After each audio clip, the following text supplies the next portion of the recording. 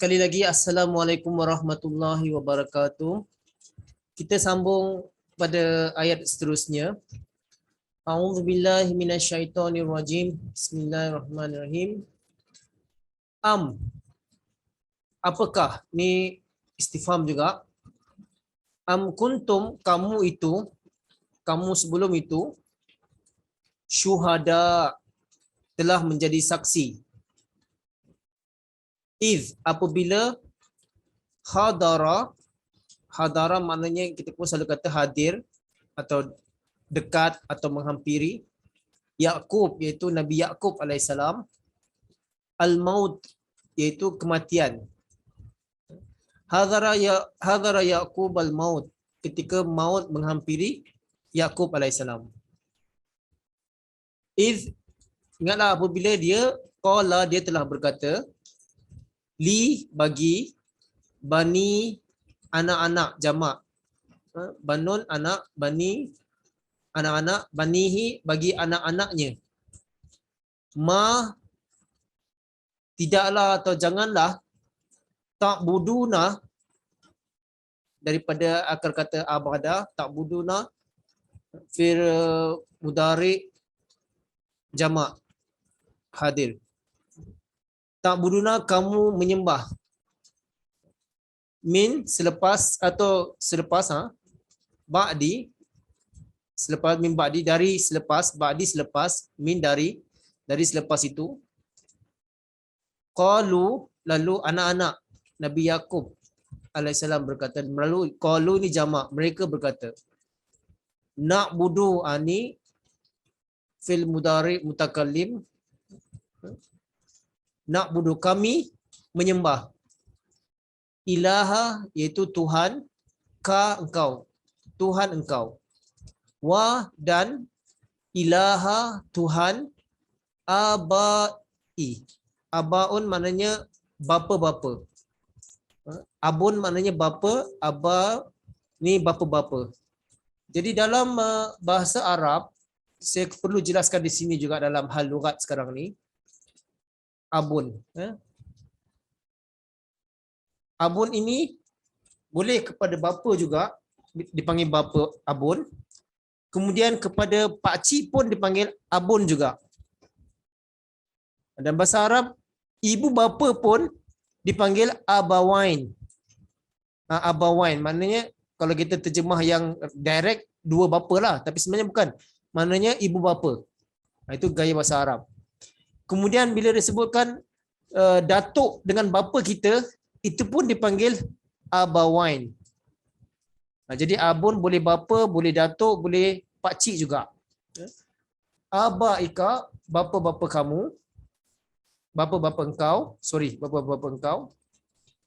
Ibrahim iaitu Ibrahim alaihissalam, wa dan Ismail alaihissalam, wa dan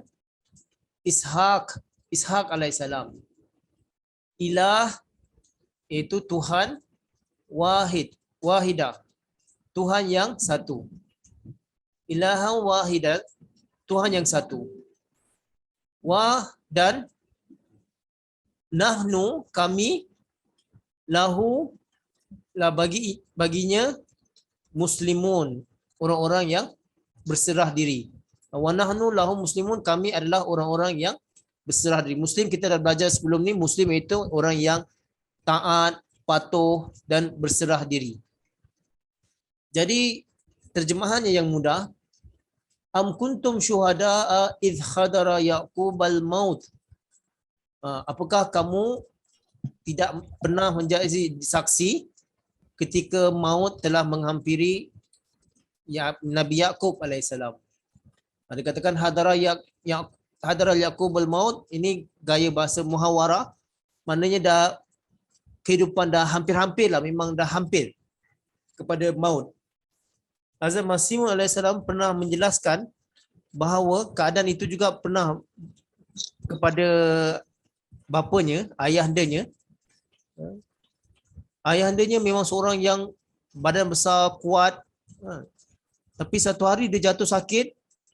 Dia panggil Mirza Ghulam Ahmad. Ini dah teruk ni, dia kata. Dia jatuh sakit. Dia kata sakit dia memang sangat teruk. Dia memang jarang sakit, dia memang sihat selalu, kuat selalu. Tapi pada waktu itu dalam berapa minit saja lepas itu dia pun meninggal dunia, iaitu ayah kepada Masih Maud alaihissalam. Begitu juga Hazrat Muslim Maud radhiyallahu anhu menerangkan bahawa Hazara Yaqub al-Maut, maknanya maut dah betul-betul dah menghampirinya. Idh qala li banihi, lalu dia telah berkata kepada anak-anaknya, ma ta'buduna min ba'di, apakah yang akan kamu sembah setelahku? Ini dia bertanyakan, maknanya dia Nabi Yaqub alaihissalam ingin menasihatkan kepada anak keturunannya. Semalam kita dah belajar bagaimana Nabi Ibrahim alaihissalam menasihatkan anak-anaknya termasuk kepada Yaqub alaihissalam. Ingat tak semalam kita belajar? Wa wassa biha Ibrahim banihi wa Yaqub. Ingatlah ketika Nabi Ibrahim mewasiatkan kepada anak-anaknya dan kepada Yaqub, iaitu cucunya. Ya baniya annallaha astafa lakum dina fala tamutunna illa wa antum muslimun. Maknanya kita perlu berteguh dalam agama. Jadi di sini juga Nabi Yaqub alaihissalam mengulangi apa yang datuknya pernah sampaikan dahulu. Yang beliau fikirkan tu bukan harta dunia tapi kerohanian yang beliau risaukan. Sebab apa? Apabila mereka berhijrah dari kampung pergi ke Mesir, jadi di Mesir kita tahu bahawa di sana orang banyak yang menyembah lembu. Jadi dia risau bahawa nanti anak keturunan ni pula terikut-ikut dalam penyembahan lembu. Melihat orang-orang kaya ni, orang-orang yang ada kerajaan ini menyembah lembu, nanti dia risau anak-anak dia nanti, anak keturunan dia nanti menyembah lembu.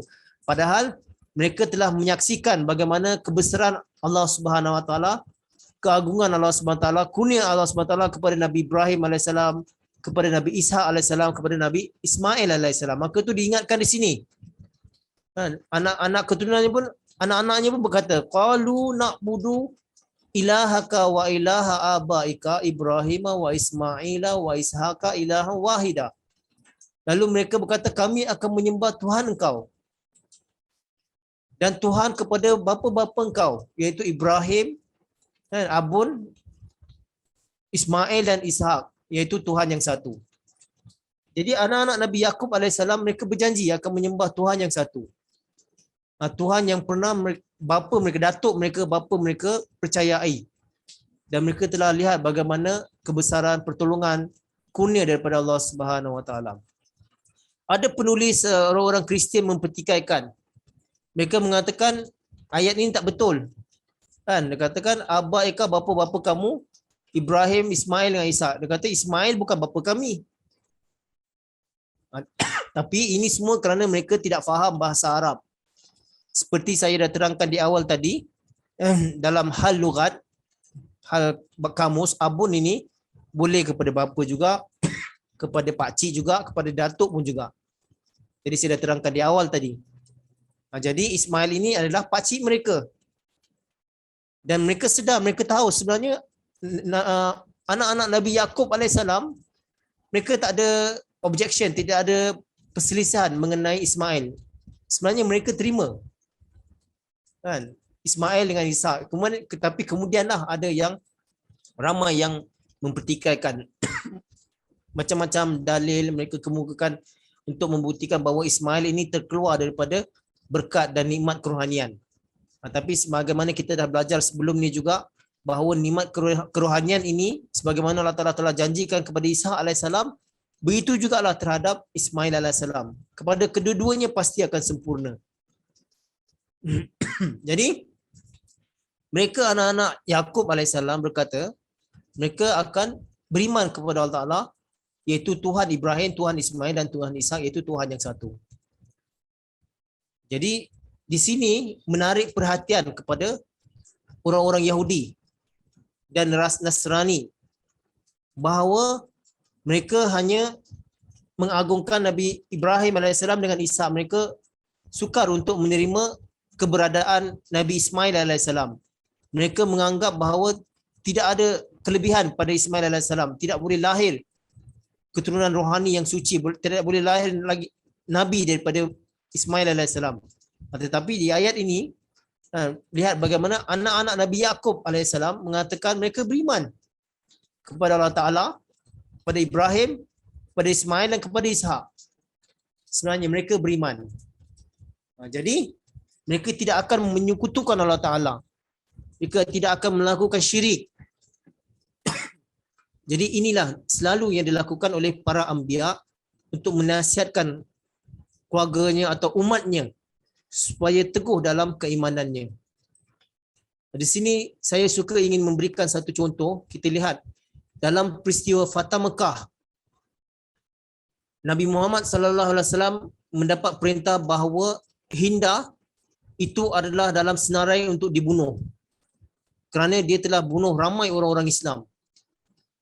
Jadi dia pun ada dalam senarai untuk dibunuh kalau dia didapati di Mekah.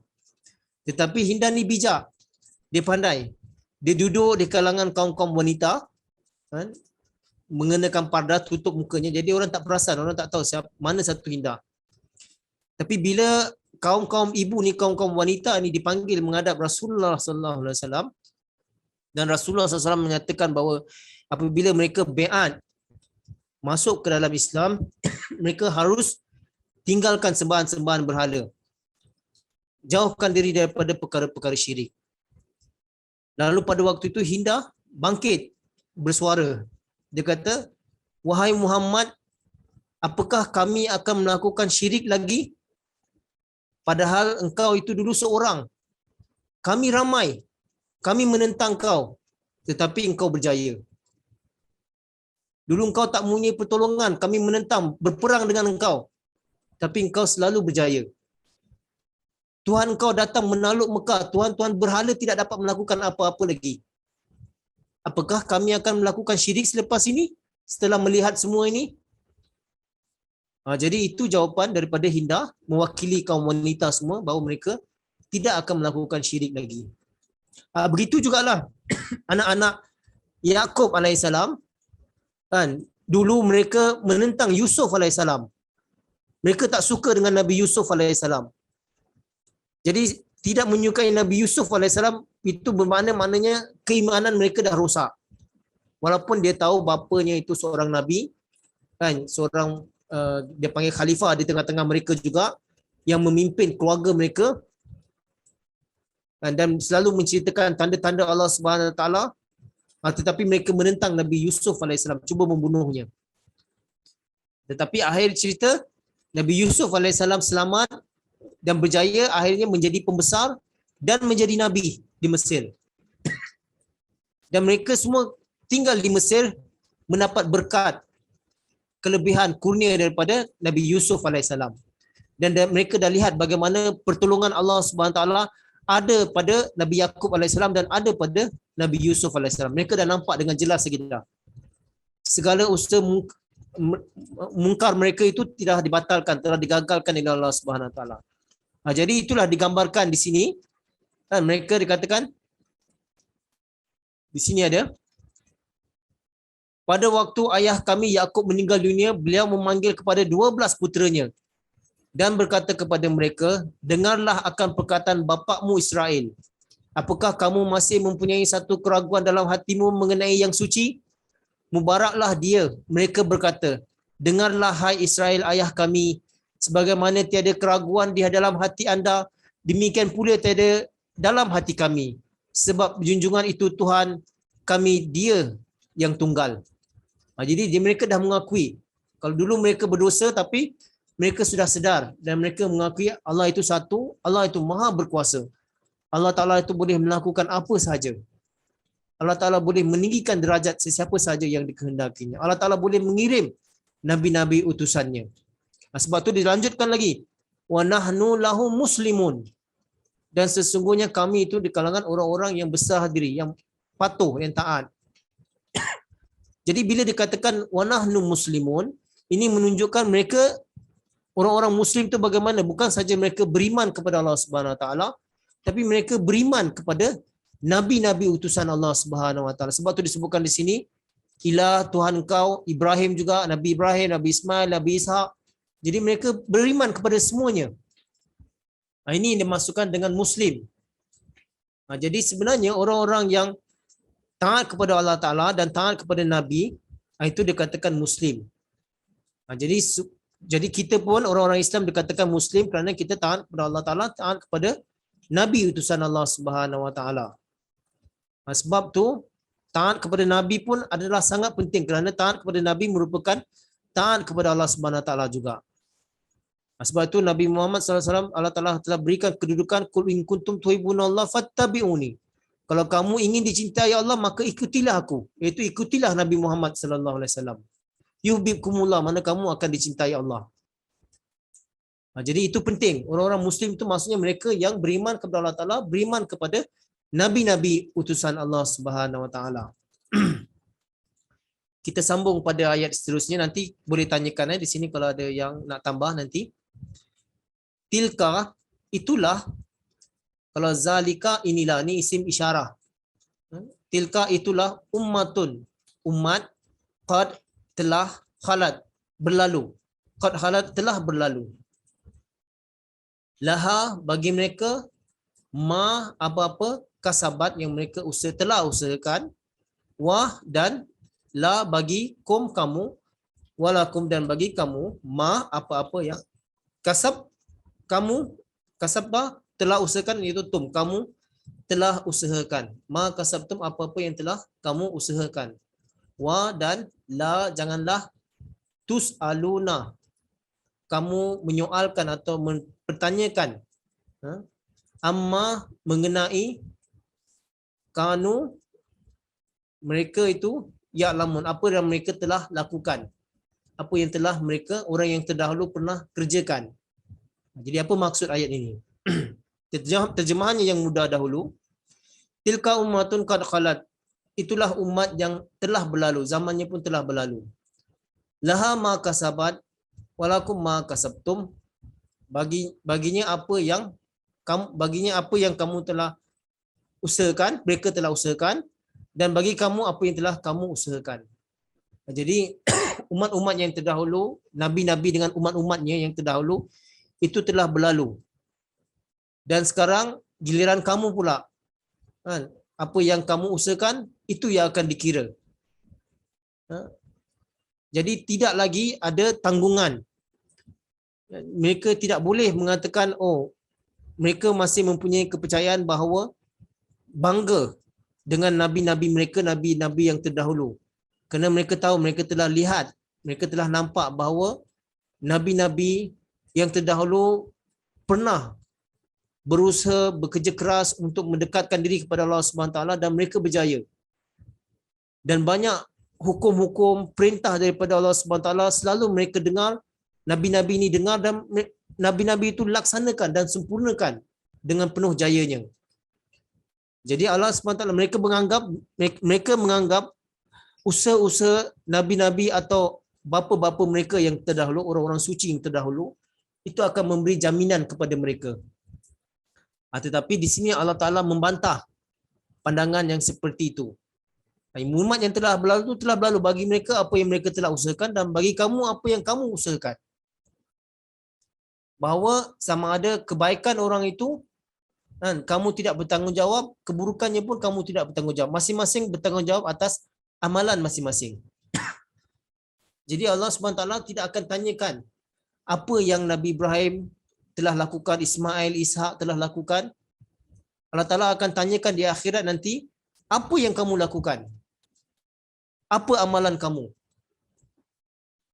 Bukan sekadar bangga dengan kebaikan-kebaikan daripada nabi-nabi sebelum mereka atau daripada bapa-bapa atau pakcik mereka. Bukan. Itu bukan satu jaminan. Jadi kalau kita lihat tuan-tuan dan puan-puan pada hari ini, dan perkara yang seperti ini pada hari ini pun berlaku. Dan ini banyak kali telah berlalu dalam kehidupan kita dan kita pernah lihat. Dan contohnya, ada orang dia bangga. Dia kata bapa dia adalah darwish, pejuang jemaat yang mempertahankan keadilan. Dia bangga, dia ceritakan. Seolah-olah bapanya itu adalah jaminan untuknya ke syurga. Tetapi dia di tempatnya menganiaya orang, menipu orang, merampas harta orang, Itu yang dilakukan. Tapi dia selalu bangga, dia kata bapa saya adalah salah seorang darwish di Qadian. Begitu juga ada juga antara mereka yang mengatakan, oh, datuk-datuk kami adalah para sahabat kepada Hazrat Masih Maud alaihissalam. Dan mereka bangga itu. Kan? Seolah-olah mereka yakin bahawa kerana usaha datuk-datuk mereka ini, mereka pun akan terselamat. Tetapi yang hakikatnya, dia pun menipu orang juga, menganiaya orang, merampas harta benda orang. Jadi ini bukan jaminan. Ini yang dikatakan di sini, laha ma kasabat walakum ma kasabtum. Dan bukan satu jaminan orang-orang yang terdahulu tu buat kebaikan, buat kebajikan dan kita bangga, maka kita menggunakan namanya, kita membuat keburukan pula. Maka itu ayat seterusnya, wala tusaluna amma kanu ya'lamun. Jangan kamu tanyakan apa-apa yang mereka telah lakukan. Orang-orang yang telah lakukan itu. Mereka duk bangga kebaikan yang dilakukan, lalu mereka bangga-bangga tapi mereka tidak lakukan. Malah mereka membuat kemungkaran pula. Macam satu tiket pula, satu lesson pula untuk mereka membuat kerusakan. Tapi mereka membuat satu macam untuk memusingkan orang lain. Nanti bila dia ceritakan bahawa bapanya itu darwish atau datuk dia atau bapanya adalah daripada sahabat, jadi membuatkan orang percaya dengannya. Jadi tak mungkin anak orang darwish buat macam ni, tak mungkin anak sahabi buat macam ni. Jadi apa yang dianjurkan tu orang percaya. Tetapi terakhir orang-orang itu semua ditipu oleh orang-orang yang bangga dengan hanya pada amalan yang telah dilakukan oleh datuk nenek mereka atau datuk bapa mereka. Maka itu dikata jangan wala tusaluna amma kanu ya'malun. Jangan kamu bangga, tanyakan apa kebaikan-kebaikan yang mereka lakukan. Lihat pada diri kamu, apa yang kamu lakukan. Apakah kamu terus melakukan kebaikan seperti bapa-bapa atau datuk-datuk kamu, ataupun kamu telah memesong dan melakukan perkara-perkara yang buruk. Jadi inilah maksud ayat ini tadi. Kita teruskan pada ayat seterusnya. Wa dan qalu, mereka berkata, kunu, jadilah kamu hudan, Yahudi, atau Nasara atau Nasrani, tahtadu, maka akan mendapat petunjuk. Kamu akan mendapat petunjuk. Kul, katakanlah. Ini fil madi majhul, ini fil amar, katakanlah, kul, katakanlah, bal. Bal kita dah belajar kan, sama ada cerita sebelumnya negatif ke atau positif ke. Bal maksudnya yang sebenarnya. Inilah millata, agama Ibrahim. Agama Ibrahim itu Hanifah. Hanifah, apa maksud Hanifah? Di sini ada Hanif bererti yang pertama, orang yang berpaling dari kesesatan lalu memilih petunjuk. Yang kedua, orang yang dengan tetapnya mengikuti agama yang benar dan tidak pernah menyimpang darinya. Yang ketiga, orang yang hatinya condong kepada Islam dengan sempurna dan tetap teguh di dalamnya. Yang keempat, orang yang mengikuti agama Nabi Ibrahim alaihissalam. Yang kelima, orang yang beriman kepada semua Nabi. Ini dari tafsir Kasir, Ibnu Kasir. Jadi Hanif maksudnya orang yang beriman kepada semua Nabi. Jadi wa dan ma tidaklah, karena dia itu min dari kalangan al-musyrikin, orang-orang yang musyrik. Jadi terjemahan yang mudah, kul bal millata Ibrahim hanifa. Katakanlah sesungguhnya yang sebenarnya agama Ibrahim itulah agama yang hanif, agama yang benar. Wa ma kana minal musyrikin, dan tidaklah dia itu dari kalangan orang-orang yang musyrik, orang-orang yang mensyirikkan Allah Subhanahu wa taala. Jadi ini penjelasan Allah Subhanahu wa taala kepada orang-orang Yahudi, kepada orang-orang Nasrani, termasuk juga kepada orang-orang Islam, bahawa agama yang benar itu agama yang hanif tadi, yang tadi kita dah terangkan makna-makna tadi. yang berpaling daripada keburukan, tunduk kepada Allah Subhanahu taala, yang menyerahkan dirinya, itu hanif. Orang yang beriman kepada semua nabi-nabi, itu yang masukkannya hanif. Jadi syirik ini bukan saja kita dah belajar juga, syirik itu bukan sekadar menyembah berhala atau patung-patung, tetapi semua perkara yang menghayalkan kita, membelangkangkan kita kepada daripada mengingati Allah Subhanahu taala, itu pun syirik. Berdosa itu pun syirik. Bercakap bohong itu pun syirik.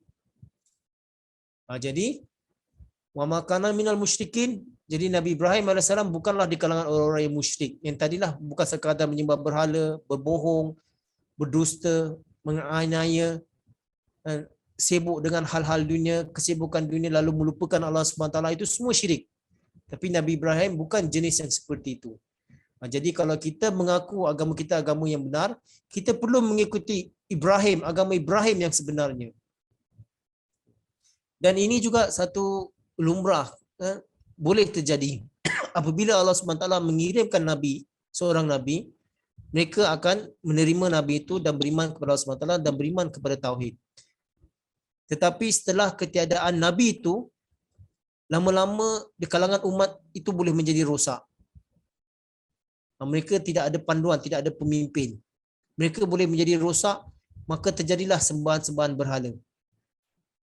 Maka itu Allah Ta'ala mengirimkan Nabi sebagai pemberi peringatan, pemberi amaran, mengajak mereka kembali dengan hak, mengingati Allah Subhanahu Wa Ta'ala. Begitulah ketika Hazrat Masih Maud SAW dikirimkan oleh Allah Subhanahu Wa Ta'ala di akhir zaman ini. Seperti yang katakan tadi, syirik dah banyak berlaku, bukan sekadar sebab berhala. Syirik pada waktu itu di zaman Hazrat Masih Maud SAW telah banyak terjadi, di mana mereka mengatakan Nabi Isa AS menghidupkan orang mati. Mereka percaya seperti itu dah syirik. Kemudian mereka mengatakan Nabi Isa AS